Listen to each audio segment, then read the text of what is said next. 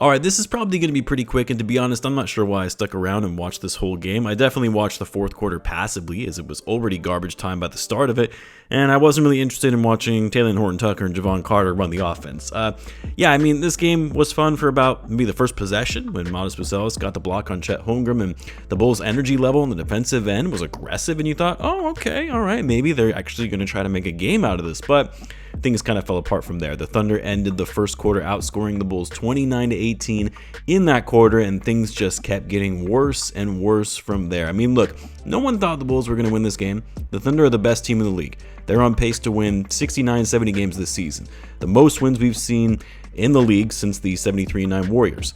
They have a top player in the league, an MVP favorite in Shai Gilgeous-Alexander. They are an elite defensive team, like one of the best defenses we've seen in over a decade. They move the ball incredibly well. They've been shooting it lights out from three. Like, as good as the Bulls have looked post All-Star break, realistically, no one thought they were going to win this game. So it's not the loss that bothered me, because it was expected, but it's how they lost that was frustrating. Because unlike what we've been seeing from the Bulls, this Bulls team over the past month or so, they've shown they don't quit. They keep fighting, and they're resilient even when the game appears to be over. Not in this game, though, because after the first quarter, the Bulls looked like they had already checked out of this game and didn't want to be there. Now, to be fair, I mean, when you see just how suffocating the Thunder's defense is and how it's so hard to score on these guys, you know, I'm sure the Bulls halfway through the first quarter realized they didn't stand a chance against them and just packed it up and went through the motions. But still, it was frustrating because the things that have been working for the Bulls kind of went out the window. They just kept settling for threes, even though they were shooting horribly from downtown. They didn't get inside, they weren't cutting the basket, the ball movement and pace of play had slowed down, and the turnovers, man, so many turnovers yet again. Yes, give the Thunder credit because they've known to pester their opponent and force turnovers, but there was also a lack of focus on offense and taking care of the ball. And even though they did have open shots, they still couldn't hit them when they were open. The Bulls took 51 threes in this game, and even though they made 16 of them at 31%, which is still pretty bad, but their percentage was far worse until Javon Carter and Patrick Williams started knocking down a bunch of threes when the game no longer mattered.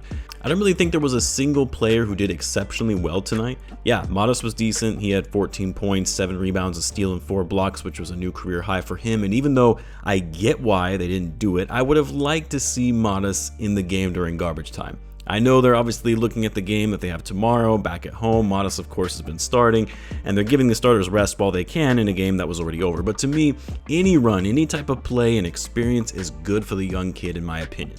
Josh Giddey, not the best homecoming for him. I'm sure he would have liked to have a game where he went off against his former team to show what they missed out on, but he really struggled from the field, shooting 6 for 15, 1 for 5 from 3. Oddly enough, he still nearly had a triple-double and likely would have gotten it had he played it all in the fourth quarter. He ended up finishing with 15 points, 8 rebounds, and 10 assists, a -24 for Giddey, though, when he was on the court. Tonight was a horrible game for everyone's on-off numbers on the season, though, that's for sure. And then Coby White. The 20-plus point streak comes to an end. He just couldn't get it going against the Thunder's defense. I mean, they really hounded him. He couldn't get any clean looks from three, couldn't drive to the basket and score easily like we've been seeing. He only got up 5 shots in this game, got to the line just twice. Granted, he only played 23 minutes, but even still, Coby was a non-factor. 7 points, not a single rebound, only 1 assist, and 4 turnovers. Hopefully this was just an off game for Coby, and it's not a sign of the old inconsistent Coby White that would have these hot streaks that are followed up by very, very cold stretches. Anyway, I mean, I don't need to go through the whole box score. No one played well. The Thunder absolutely torched the Bulls in this game. They shot 23 for 43 from 3, 53% from deep. There was just nothing the Bulls could do. The Thunder are just so locked in heading into the postseason. I would have liked to see more effort on the part of the Bulls before the game really started getting out of hand to see if they could at least make the game respectable. I mean, this was really their first non-competitive game post-All-Star break, so it was sort of a shock to the system for myself after seeing a team that had been playing so hard and so well.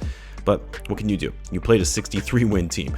With the loss, though, this loss, the Bulls now fall behind the Heat. The Heat beat the Wizards tonight. The Bulls now fall back to 10th in the standings, which I'm sure is pissing Jerry off, as it would mean no play-in home game revenue.